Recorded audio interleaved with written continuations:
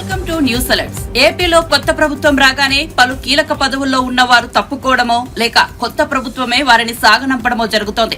ప్రముఖ పుణ్యక్షేత్రం తిరుమల వ్యవహారాలు పర్యవేక్షించే టీటీడీ నుంచే ప్రక్షాళన చేపడతామని సీఎం చంద్రబాబు ప్రకటించారు. ఇప్పటికే టీటీడీ ఈవోగా ఉన్న ధర్మారెడ్డిని తొలగించారు. ఆయన స్థానంలో టీటీడీ కొత్త ఈవోగా జె శ్యామలరావును నియమించారు. ఈ మేరకు ఉత్తర్వులు జారీ అయ్యాయి. కాగా తొలగింపునకు గురైన ధర్మారెడ్డి సెలవుపై వెళ్లారు. శ్యామలరావు ప్రస్తుతం ఉన్నత విద్యాశాఖ ముఖ్య కార్యదర్శిగా ఉన్నారు. ఆయన గతంలో జలవనరుల శాఖ ముఖ్య కార్యదర్శిగా కూడా పనిచేశారు.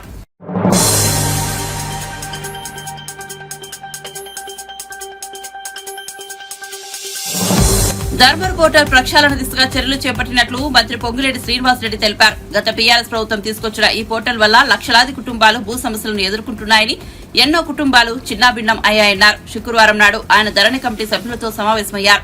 అనంతరం మీడియాతో మాట్లాడుతూ ఈ సమస్యల నుంచి ఉపశమనం పొందడానికి ధరణి పోర్టల్ ను పునః వ్యవస్థీకరించి భూ వ్యవహారాలకు సంబంధించి చట్టాల్లో మార్పులు తీసుకురావాల్సి ఉందన్నారు. ఆ దిశగా చర్యలు చేపట్టినట్లు చెప్పారు.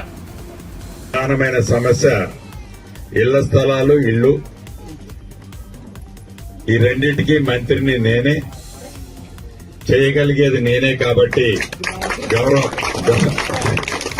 ముఖ్యమంత్రి రేవంత్ రెడ్డి గారి నాయకత్వంలో ప్రతి పేదవాడికి, అర్హుడైన వాడికి ఈ రాబోయే 5 సంవత్సరాల్లో ఇందిరమ్మ ఇళ్లు ఇయ్యాలన్నది ఈ ప్రభుత్వం యొక్క లక్ష్యం.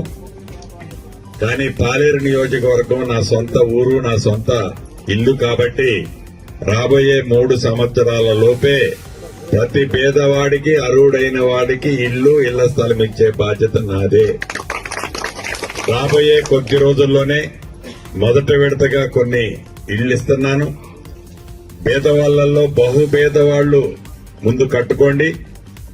వచ్చే సంవత్సరం ప్రభుత్వ స్థలాలన్నీ కూడా గతంలో సురేష్ గారు, మిగతా మిత్రులు చెప్పారు, పెద్దవాళ్లు ఏదైతే కబ్జా చేసిన స్థలాలున్నాయో అవన్నీ బయటికి తీసి పేదోడికి పంచుతా. ఆ పంచే దాంట్లో ఇళ్ల స్థలాలు లేని ప్రతి వాళ్ళకి ఇళ్ల స్థలం కూడా ఇచ్చే బాధ్యత నాదే. ఇక ప్రధానమైంది, గడిచిన 10 సంవత్సరాల్లో ఆనాటి ప్రభుత్వం ఒక తెల్ల రేషన్ కార్డు లేదు, ఆసరా పెన్షన్ లేదు. ఈ రాబోయే కొద్ది రోజుల్లోనే ప్రభుత్వం తీయట కబురు మీకు చెప్పబోతుంది. తెల్ల రేషన్ కార్డుతో పాటు ఆసరా పెన్షన్ అర్హులైన వాళ్లకే ఇవ్వటం జరుగుద్ది. అర్హులైన వాళ్లు అనే పదాన్ని మీరు అండర్లైన్ చేసుకోవాలి. గత ప్రభుత్వంలో నేను అప్పుడున్న మంత్రి గారికి దగ్గర, అప్పుడున్న ఎమ్మెల్యే గారికి దగ్గర అని పేదోడికి ఇవ్వకుండా, అర్హుడైన వాడికి ఇవ్వకుండా ఎవరైతే తీసుకున్నారో వాళ్ళ తోక మొదటికి కత్తిరించడం జరుగుతుందని కూడా ఈ వేదిక ద్వారా చెప్తాను. చివరగా మీ అందరికీ తెలియజేసేది 2 విషయాలు. ఇప్పుడు ఎన్నికల కోసం మీ దగ్గరికి రాలే, ఓట్ల కోసం మిమ్మల్ని అడగటానికి రాలే. కానీ ఓట్ల కోసం నేను వచ్చి అడిగినప్పుడు పెద్ద మనసుతో మీ ఇంటి పెద్ద కొడుకుగా మంచి మెజార్టీతో నన్ను ఆశీర్వదించి దీవించి పంపించారు. మీ కొడుకుగా మీ కష్టాలు తీర్చాల్సిన బాధ్యత నా మీద ఉంది కాబట్టి తప్పకుండా మీ కష్టాల్లో అండదండలుగా ఉంటానని తెలుపుతున్నాను. ఈ గ్రామ పంచాయతీ విడగొట్టాలని అడిగారు. ఇప్పుడు ఎన్నికల ముందు ఇది సాధ్యం కాదు. ఈ ఎన్నికలు జరగనియండి. వచ్చే ఎన్నికల లోపే, ఈ ఎన్నికలు అయిన తర్వాత ఆ ప్రాసెస్ సంవత్సరం పైన పట్టుద్ది. నెక్స్ట్ ఎన్నికల కల్లా గ్రామ పంచాయతీ విడగొట్టడమా, దీన్ని సపరేట్ ఒక మున్సిపాలిటీ చేయటమా, మీ అందరి అభిప్రాయాలు తీసుకున్న తర్వాత నిర్ణయం జరుగుద్దని మీ అందరికీ తెలుపుతూ, మీ ప్రేమ అభిమానాలు ఇలానే ఉండే విధంగా మీ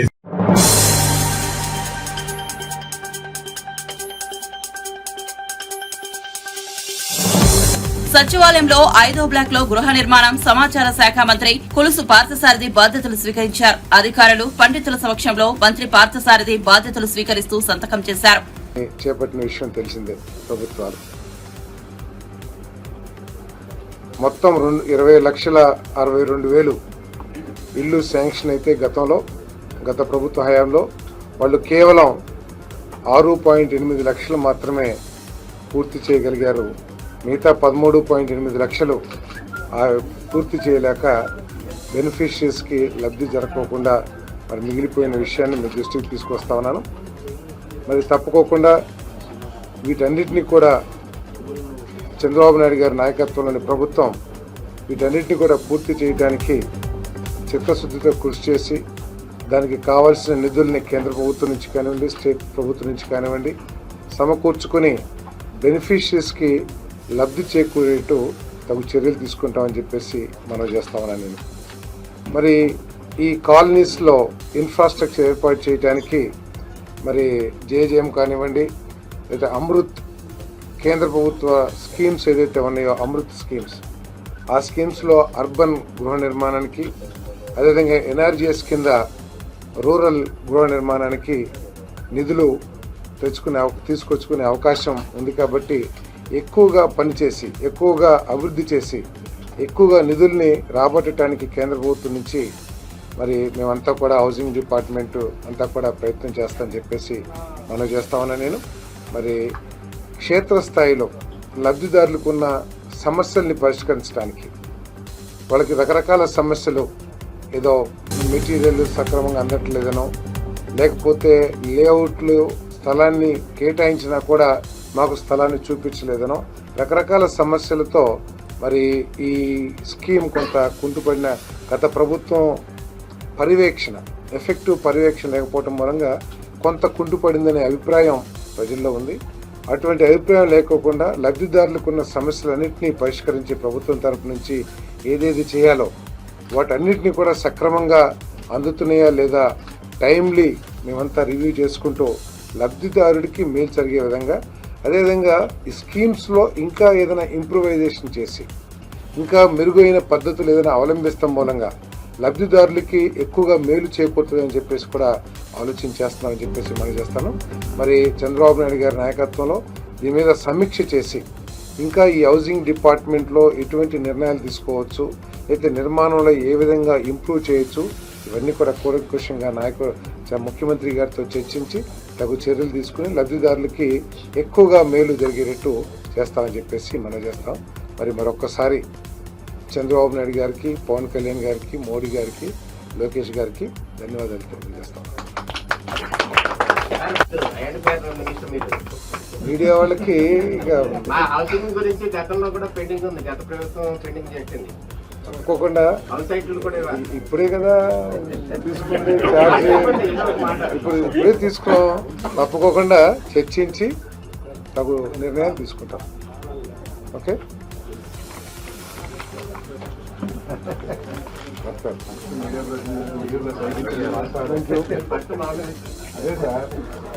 okay, anything sir. Okay, thank you.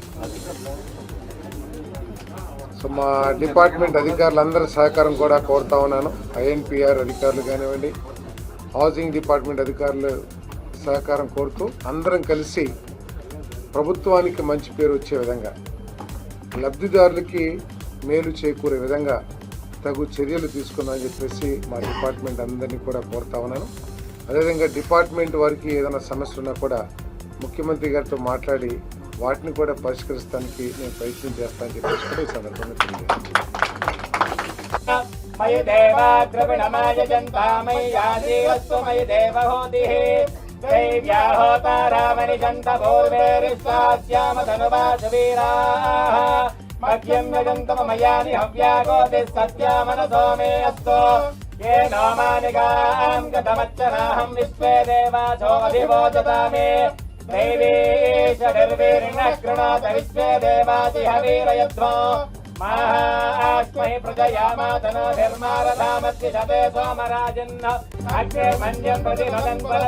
మొట్టమొదటిగా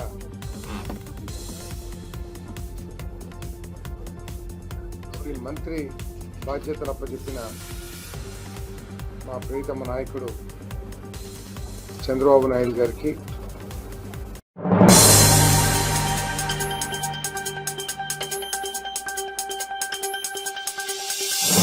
ఇటలీలో జరుగుతున్న G7 దేశాల సదస్సుకు హాజరైన ప్రధాని నరేంద్ర మోదీ తన పర్యటనలో భాగంగా పోప్ ఫ్రాన్సిస్ ను కలిశారు. పోప్ ఫ్రాన్సిస్ ను ఆత్మీయ ఆలింగనం చేసుకున్నారు. ఆయనతో ఆప్యాయంగా ముచ్చటించారు. ఈ భేటీకి సంబంధించి మోదీ సోషల్ మీడియాలో స్పందించారు. G7 సదస్సు సందర్భంగా పోప్ ఫ్రాన్సిస్ ను కలిశాను. మెరుగైన ప్రపంచం దిశగా ఆయన సేవలను, ప్రజల పట్ల ఆయన చిత్తశుద్ధిని నేను అభిమానిస్తాను. భారత్ కు రావాలని పోప్ ఫ్రాన్సిస్ ను ఆహ్వానించాలని వెల్లడించారు. ఇక ఇటలీ ప్రధాని జార్జియో మెలోనివి మోదీ కలిసిన ఫోటోలు కూడా సోషల్ మీడియాలో వైరల్ అవుతున్నాయి.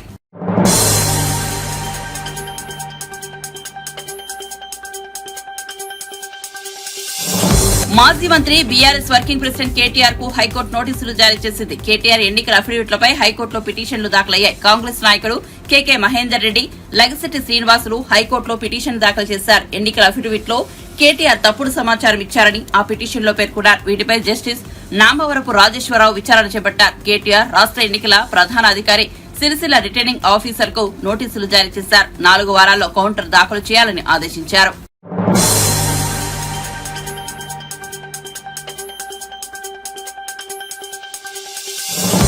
కాకినాడ జిల్లా రాయుడుపాలెంకు చెందిన ఆరుద్ర అనే మహిళ గురించి తెలిసిందే.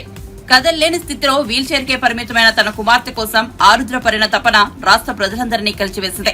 తన కుమార్తెకు వైద్యం కోసం ఇల్లు అమ్ముకుంటుంటే పోలీసులు అడ్డుపడి వేధిస్తున్నారంటూ గత ప్రభుత్వ హయాంలో ఆరుద్ర సీఎం జగన్ కార్యాలయానికి వచ్చారు.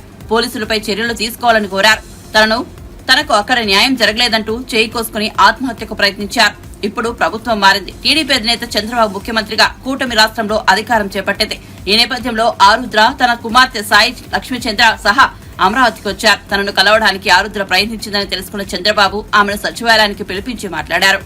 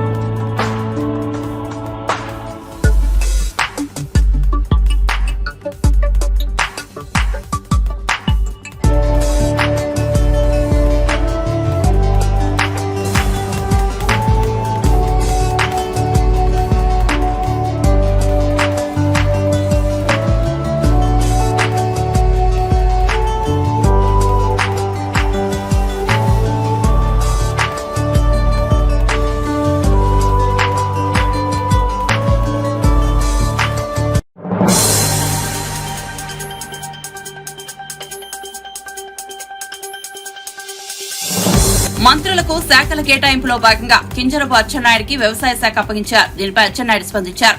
నాపై నమ్మకంతో అత్యంత కీలకమైన వ్యవసాయ శాఖ మంత్రిగా నన్ను నియమించినందుకు ముఖ్యమంత్రి నారా చంద్రబాబు నాయుడికి కృతజ్ఞతలు. అందరికీ అన్నం పెట్టే అన్నదాతకు సేవ చేసే అవకాశం కల్పించినందుకు ధన్యవాదాలు.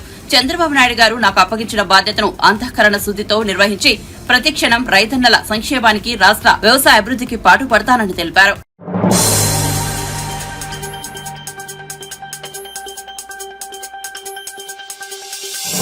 పాయకరావుపేట అసెంబ్లీ స్థానం నుంచి టీడీపీ అభ్యర్థిగా గెలిచిన వంగల్పూడి అనితకు అత్యంత కీలకమైన హోం మంత్రిత్వ శాఖను కేటాయించడం తెలిసిందే.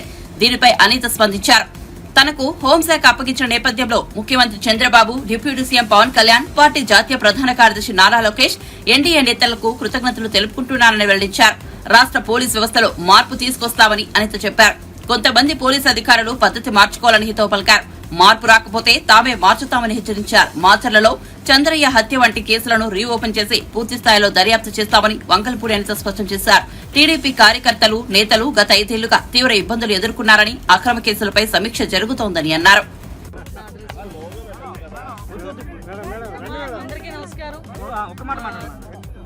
చాలా గురుతర బాధ్యత నా మీద పెట్టారు చంద్రబాబు నాయుడు గారు. నా మీద ఉన్న అభిమానంతో కంపల్సరీగా మేము అందరూ కూడా ఎక్కడ కూడా మచ్చ రాకుండా చేస్తాం. ఒక్కరందరూ కూడా ప్రశాంతంగా బతికే వాతావరణం క్రియేట్ చేస్తాం మాత్రం తెలియజేసుకుంటాం. Thank you.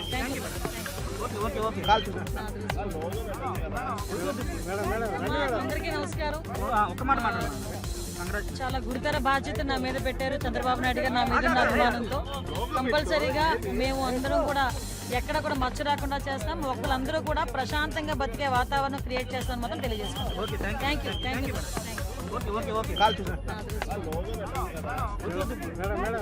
అందరికీ నమస్కారం.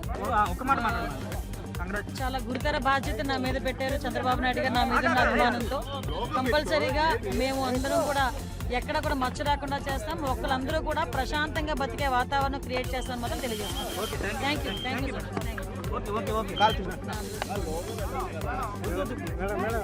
అందరికీ నమస్కారం. చాలా గురుతర బాధ్యత నా మీద పెట్టారు చంద్రబాబు నాయుడు గారు నా మీద ఉన్న అభిమానంతో.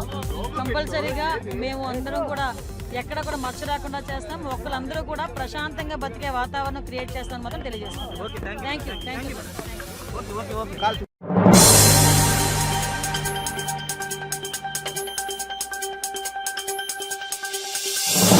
ఎన్నికల్లో వైసీపీకి కేవలం 11 సీట్లే రావడంతో ఆ పార్టీకి ప్రతిపక్ష హోదా ఇవ్వలేని పరిస్థితి నెలకొంది. ఆ పార్టీ అధినేత జగన్ కూడా ఇదే విషయమై సందేహం వ్యక్తం చేశారు. తమకు ప్రతిపక్ష హోదా ఇవ్వకపోవచ్చంటూ ఆయన వ్యాఖ్యానించారు. ఈ నేపథ్యంలో మంత్రి పయ్యావుల కేశవ్ ఆసక్తికర వ్యాఖ్యలు చేశారు. జగన్ అసెంబ్లీకి రావాలని కోరుకుంటున్నారని తెలిపారు. సభ అర్థవంతంగా జరగాలని కోరుకుంటున్నారని పేర్కొన్నారు. తమ ప్రభుత్వ పాలనలో అభివృద్ది సంక్షేమానికి పెద్దపీట వేస్తామని అన్నారు. సంపద సృష్టి పేరుతో పన్నులు వేయబోమని పయ్యావుల స్పష్టం చేశారు. చంద్రబాబు బ్యాండ్ ఇమేజ్ ను ఉపయోగించుకొని రాష్ట్రానికి పరిశ్రమలు ఐటీ కంపెనీలు తీసుకొస్తామని చెప్పారు. ఉపయోగపడేలాంటి పెన్షన్ ని ఇవన్నీ సంతకాలని కూడా చంద్రబాబు నాయుడు గారు పెట్టడం జరిగింది. సీట్లో కూర్చుని ప్రజలకు ఇచ్చినటువంటి వాగ్దానాన్ని నెరవేర్చుకోవడం జరిగింది. ఈ రోజు ఒక్కసారి మీరు సెక్రటరియట్ వైపు చూడండి, ప్యాన్ చేసి చూపించండి. ఈ రాష్ట్రంలో గత 5 ఏళ్లలో ఇట్లాంటి పండుగ వాతావరణం ఒక్క రోజు కూడా సెక్రటరియట్ లో కనపడలేదు. ఇవాళ సామాన్యమైనటువంటి ప్రజానీకం సెక్రటరియట్ అంటే తాము నేరుగా రావచ్చు అనేటువంటి భావన ఈరోజు కళకళలాడుతూ కనపడుతుంది. ఇది ప్రజాప్రభుత్వం అంటే పరదాల చాటున, పోలీసు నిర్బంధాల చాటున, ఉద్యమాల అణిచివేతతోటి సాగదు. ఇది ప్రజాప్రభుత్వం అంటానికి తొలి రోజు ఈ పండుగ వాతావరణం కావచ్చు, మా చంద్రబాబు నాయుడు గారు ముఖ్యమంత్రిగా పెట్టినటువంటి సంతకాలు కావచ్చు, రాబోయేటువంటి మంచి రోజులకి సంకేతాలు అని చెప్పి నేను మీ అందరికీ కూడా తెలియజేస్తాను. అద్భుతం. అసలు నేను నిజంగా దాదాపు 8 కిలోమీటర్లలో ఒక 6 కిలోమీటర్ల పాటు రైతులు రోడ్ల మీద నిలబడి నాట్యాలు చేస్తూ పూలు జల్లుతూ వాళ్ళు చూస్తుంటే మొదటిసారి ఇది మా ప్రభుత్వం. వాళ్ళెవరు ఒక్క తెలుగుదేశం కార్యకర్తలు కాదు, మీరు బాగా గుర్తుపెట్టుకోవాల్సింది రైతులు. ఇది మా ప్రభుత్వం, ఈయన మా కోసం వచ్చాడు అనేటువంటి ఒక ఆనందాన్ని అడుగడుగున చూపిస్తుంటే నిజంగా ఎటువంటి మనిషినైనా హృదయం కలిచి వేసేటువంటిది. అంటే ఆనందంతో గత ప్రభుత్వం ఎంత దుర్మార్గంగా పనిచేసింది, ఇవాళ ఎంత స్వేచ్ఛగా ఉన్నారంటానికి వాళ్ళ పడిన కష్టాలన్నింటినీ గుర్తు చేసుకుని వాళ్ళ పండగ చేసుకుంటున్నారు. మా ప్రభుత్వం వచ్చింది అనేటువంటిది. అది చంద్రబాబు నాయుడు గారి ప్రభుత్వం. బాధితులు చాలా డీటెయిల్ గా వాళ్ళ చేత మీరు అందరూ లైవ్ టెలికాస్ట్ చూశారు. ఎవరు కూడా మంత్రులు కాదు, శాసనసభ్యులు కాదు, ఈ ప్రభుత్వానికి సామాన్య ప్రజలే ప్రాధాన్యము, పీపుల్ ఫస్ట్ అనేటువంటి ఓరియంటేషన్ తోనే చంద్రబాబు నాయుడు గారి పాలన సాగుతోంది. ఇవాళ ముఖ్యమంత్రి గారి పక్కన ఎవరు నుంచున్నారు? ఈ రాష్ట్రంలో పెన్షన్ అందుకోబోతున్నటువంటి అవ్వాతాతలు నుంచున్నారు. ముఖ్యమంత్రి గారి పక్కన అన్నా క్యాంటీన్ లో గత 5 ఏళ్లుగా ఆకలి అనుభవిస్తూ తమ సంపాదనంతా కూడా ఖర్చు పెడుతున్నటువంటి పేదలు, ఆటో నడుపుకునే వాళ్ళు, కూలి పని చేసుకునే వాళ్ళు, మాకు అన్నా క్యాంటీన్ వస్తుందంటే రాష్ట్ర ముఖ్యమంత్రిగా పక్కన నుంచునేటువంటి పరిస్థితులు ఉన్నాయి. అది స్వేచ్ఛ అంటే, అది ప్రజాపాలన అంటే. చదువుకునేటువంటి పిల్లలు, 10th క్లాస్ ఇంటర్మీడియట్ చదువుకున్న పిల్లలు ముఖ్యమంత్రి గారి పక్కన నుంచుని హక్కును చేర్చుకునే రకంగా మాట్లాడుతూ ఉన్నారు అనంటే అది ప్రజాపాలన, ప్రభుత్వ పాలన అనేటువంటి సంకేతం. ఇవాళ అన్నా క్యాంటీన్ నుంచి అవ్వాతాతల వరకు ప్రతి వర్గాన్ని సంతోషంగా ఉంచడమే ముఖ్యమంత్రి.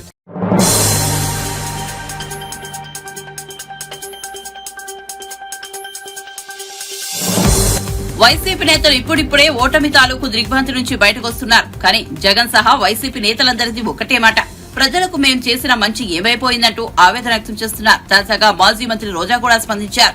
చెడు చేసి ఓడిపోతే సిగ్గుపడాలని, కానీ తాము మంచి చేసి ఓడిపోయామని తెలిపారు. అందుకే గౌరవంగా తలెత్తుకు తిరుగుతామని, ప్రజల గొంతుకై ప్రతిధ్వనిద్దామని సహచర వైసీపీ నేతలకు ఆమె పిలుపునిచ్చారు.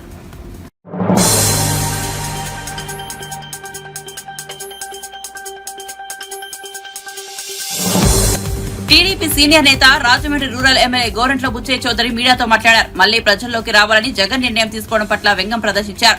జగన్ చేసిన నిర్వాకానికి మళ్లీ జనంలోకి వస్తే రాళ్లు చెప్పులు వేస్తారని, జరిగేది ఇదేనని అన్నారు. బూతులు తిట్టే వాళ్లను సంకలో పెట్టుకుని తిరిగే జగన్మోహన్ రెడ్డి నీతులు చెబుతున్నారని మండిపడ్డారు. తాడేపల్లి ప్యాలెస్ ను వదిలి ఏనాడైనా ప్రజల్లోకి వచ్చావా అని ప్రశ్నించారు.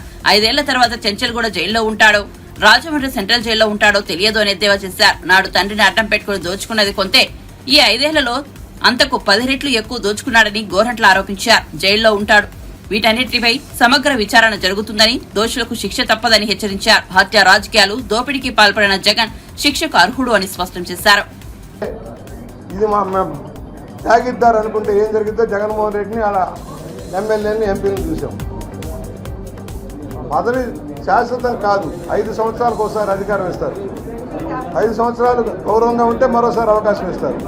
ఒకటి నా రికార్డు ఎంతమంది బ్రేక్ చేస్తారో చూద్దాం.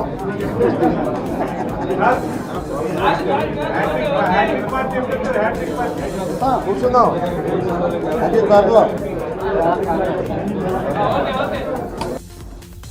వాళ్ళ మీద చర్యలు తీసుకోవాలి. ఎందుకంటే దోషులు తప్పించకపోతే మరొకరు తయారవుతారు. అలాంటి దోషులు లేకుండా ఉండాలంటే తగిన కఠినమైన శిక్షలు అమలు చేయాల్సిన అవసరం ఉంది. జగన్మోహన్ రెడ్డి దగ్గర నుంచి దోచుకున్న అధికారులందరినీ కూడా మనం యాక్షన్ తీసుకోవాల్సిన పరిస్థితి ఉంది. ఇవాళ పెన్షన్లే కాదు, ఇవాళ అభివృద్ధి ప్రాంతాల్లో ముందుకు సాగాల్సిన అవసరం ఉంది. ఆ వైపు కూడా మేము దృష్టి సారించబోతున్నాం. ఒక మంచి పరిపాలన ఇవ్వాలన్న లక్ష్యం. అధికారులు కూడా మానవ చేస్తున్నాం. తప్పుదారిలో నడిచిన అధికారులారా, ప్రభుత్వాలు మారతాయి, కానీ అధికారాన్ని చలాయించేది మీరు. నాయకులు చెప్పారని ఇష్టారాజ్యంగా తోకలాడిస్తే నష్టపోయేది మీరే. ప్రజల కోసం చట్ట ప్రకారం రాజ్యాంగబద్ధంగా ఉండాలి. రాజ్యాంగ వ్యతిరేకంగా నిర్ణయం తీసుకున్న మీ అందరి మీద కూడా కఠిన చర్యలు ఉండాల్సిన అవసరం ఉంది. చట్టాన్ని గౌరవించగా, రాజ్యాంగాన్ని గౌరవించగా మౌలిక హక్కులను హరిస్తే ఏ విధంగా ఫలితం ఉంటుందో రుచి చూపించాల్సిన అవసరం ఉంది. ఎందుకంటే మన దగ్గర కూడా చూసాం, రెవెన్యూ శాఖ ఏ విధంగా భూముల్ని కబ్జా చేసిందో. భూముల్ని కబ్జా చేయడం కోసం ఒక చట్టం తెచ్చింది ఈ ప్రభుత్వం. దాన్ని ఒక కలంపోటుతో రద్దు చేస్తా చంద్రబాబు గారు వాళ్ళు నిర్ణయం తీసుకున్నారు. ఎవరి భూములు ఎవరికో తెలియదు, ఎవరెవరు కట్టబెట్టారో తెలియదు. ఈ మధ్యకాలంలో మన జిల్లా రెవెన్యూ యంత్రాంగం కానీ అనేక జిల్లాల్లో కానీ ఏ విధంగా భూములు కబ్జా చేశారో ఒక దృష్టాంతం ఉంది. ఈస్ట్ గోదావరిలో కూడా రెవెన్యూ కలెక్టరేట్ మీద విచారణ చేయాల్సిన అవసరం ఉంది. చాలా భూములు అన్యాక్రాంతమైనాయి. చాలామంది వస్తూ ఉన్నారు, మా భూములు పోయినాయి, ఎవరెవరికో పట్టాలు ఇచ్చేశారు, మ్యూటేషన్ చేశారని చెప్తూ ఉన్నారు. సమగ్ర విచారణ చేయాలని మేము డిమాండ్ చేస్తున్నాం. అలాంటి కలెక్టర్ల మీద, అధికారుల మీద చర్యలు తీసుకోవాలి. ఎంఆర్ఓలు కానీ, బీఆర్ఓలు కానీ ఎవరైతే తప్పుడు డాక్యుమెంట్లు సృష్టించి అసలైన లబ్ధిదారులకు దగా చేసి కొంతమంది అధికార పక్ష నాయకులకు ఒత్తాసు పలికి తప్పులు చేశారో వాళ్ళందరినీ శిక్షించాల్సిన అవసరం ఉంది. వాళ్ళందుకనే మొదటగా 4 ఫైల్ దస్తాల మీద సంతకాలు పెట్టి ఇవాళ అమలు చేస్తా ఉన్నాం. భవిష్యత్తులో ప్రజలకు అవసరమైన చట్టాలను రూపుదిద్దుతాం, సక్రమైన పరిపాలన అందిస్తాం, శాంతి భద్రతలు కాపాడుతాం, గంజాయి లాంటి మహమ్మారి నుంచి, మత్తు పదార్థాల నుంచి విముక్తి కల్పించేలాగా కార్యాచరణ తీసుకుంటాం. రాష్ట్రానికి పేద ప్రజల బతుకుల్లో వెలుగులు నింపడమే లక్ష్యంగా, పేదరిక నిర్మూలన లక్ష్యంగా, అన్ని రంగాల అభివృద్ధి, సమగ్ర అభివృద్ధి ధ్యేయంగా ముందుకు వెళ్లాల్సిన అవసరం ఉంది. ఆ వైపు అందరం కూడా దృష్టి సారిస్తామని సవినయంగా మనవి చేస్తూ, ఇంత బ్రహ్మాండమైన మ్యాండేట్ ఇచ్చారు, మీ అందరికీ మేము రుణపడి ఉన్నాం. సేవా లక్ష్యంలో పనిచేసి సంక్షేమం కానీ అభివృద్ధి కానీ 2 కళ్ళుగా తీసుకొని ప్రతి ఒక్కరికి అండగా నిలబడటం, ముఖ్యంగా అణగారిన వర్గాలకి, పేద వర్గాలకి, బాధితుల పక్షాన్ని నిలబడతామని సవినయంగా మనవి చేస్తూ ఉన్నాం. ఇంతంత మెజార్టీలు మీరు ఇచ్చారంటే ఏ జయంతో ఇచ్చారో మేము అర్థం చేసుకోగలం. ఆ జయం నెరవేరే దానికోసం మేమందరం కూడా కృషి చేస్తామని సవినయంగా మనవి చేస్తూ ఉన్నాం. మా వరకు మేము ఎన్నో ఇబ్బందులు పడ్డాం, ప్రోటోకాల్ పాటించలే, అధికార దుర్వినియోగం, కనీసం ప్రతిపక్ష నాయకులకి గౌరవించే పరిస్థితి కూడా లేకుండా పోయింది. అటు ముఖ్యమంత్రి కానీ, ప్రభుత్వం కానీ, అధికారులు కానీ కనీసం ప్రతిపక్ష ఎమ్మెల్యేలను గౌరవించిన పాపాన పోలే. ఇవాళ ఇళ్ల చుట్టూ తిరుగుతారు, వంగి దండాలు పెడతారు, కనీస గౌరవించాలని ఇంగిత జ్ఞానం కూడా లేకుండా పోయింది. ప్రోటోకాల్ నిబంధనలకు విరుద్ధంగా వ్యవహరించారు. అలాంటి వాళ్ళంతా ఒక కంట కనిపెట్టి ఉంటామని కూడా మేము మనవి చేస్తూ ఉన్నాం. నాకు సంబంధించి 42 సంవత్సరాల సుదీర్ఘ రాజకీయంలో ఎన్నో ఎత్తుపల్లాలు ఎదురు చూసాం, ఎన్నో ఒడిదుడుకులు ఎదురు చూసాం. ప్రజల కోసం నీతిగా, నిజాయితీగా వ్యవహరించాం. మాట తప్పలేదు, మాట తిప్పలేదు. అభివృద్ధి ధ్యేయంగా పనిచేశాం. ఫలితంగా 7 సార్లు రాజమండ్రి సిటీలో కానీ రూరల్లో కానీ గెలిపించారు. వాళ్ళందరికీ నేను రుణపడి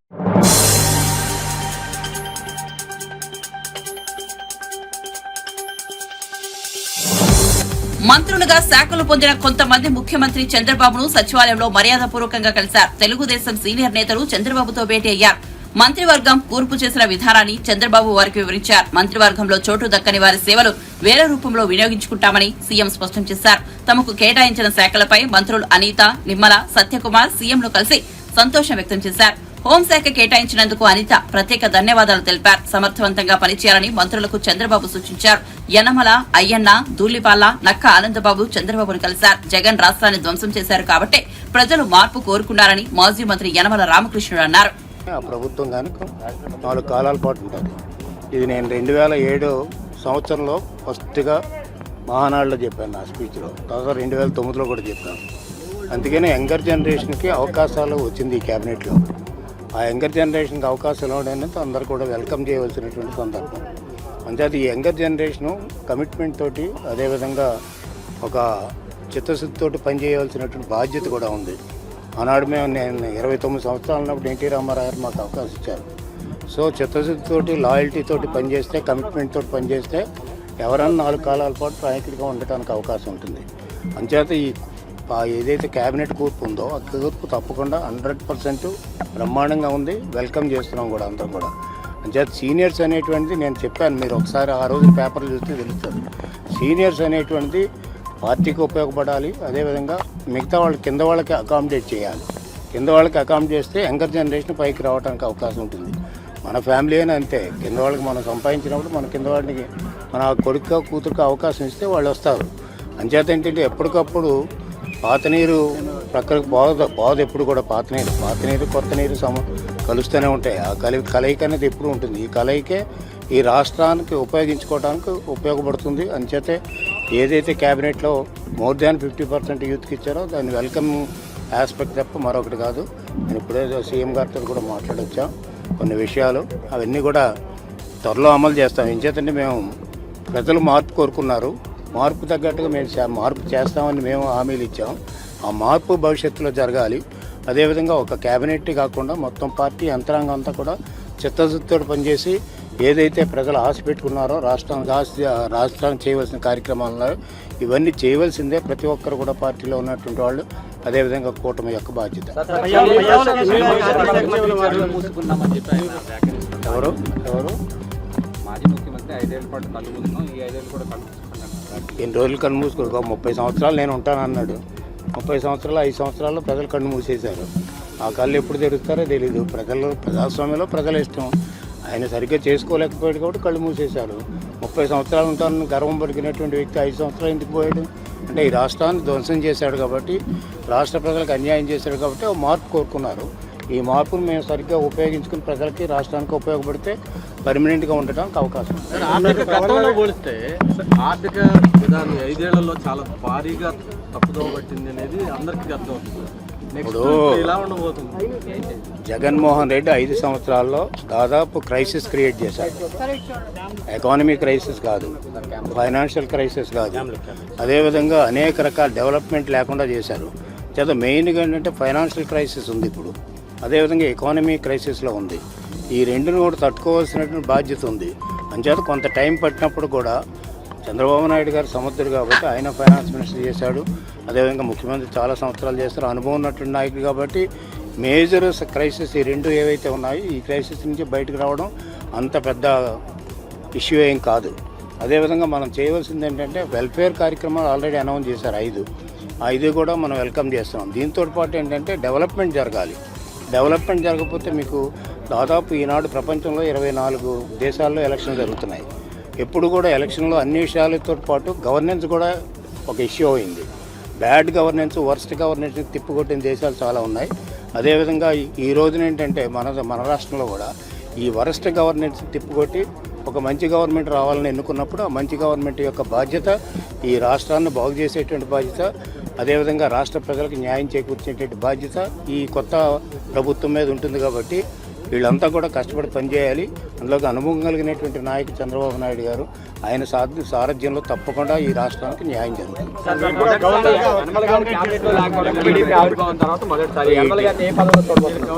it is not the question of Yanamala in the cabinet or not. ఇదేంటంటే రాష్ట్ర ప్రజలకి మేమంతా కూడా పార్టీలో ఉన్నాం, పార్టీ సీనియర్స్గా ఉన్నాం. రాష్ట్ర అభివృద్ధికి మేమంతా తోడ్పడతాం. అంటే పదవి ఉండాలి లేదనేది ఏముంది, పదవులు లేని వాళ్ళు చాలా మంది కష్టపడుతున్నారు. మరిన్ని వీడియోస్ కోసం ఛానల్ ని సబ్స్క్రైబ్ చేయండి. లేటెస్ట్ అప్డేట్స్ కోసం వాట్సాప్ ఛానల్ ని ఫాలో చేయండి. అండ్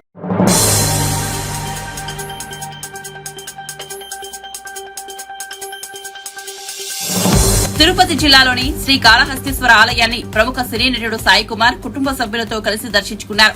ఆలయంలో నిర్వహించే రాహుకేతు సర్పదోష నివారణ పూజలో సాయి కుమార్ తనయుడు సినీ హీరో ఆది పాల్గొన్నారు. శ్రీ వాయులింగేశ్వర స్వామి సమేత శ్రీ జ్ఞాన ప్రసూనాంబిక దేవిని దర్శించుకున్నారు. అనంతరం ఆలయ అధికారులు తీర్థ ప్రసాదాలను సాయి కుమార్ కుటుంబ సభ్యులకు అందజేశారు.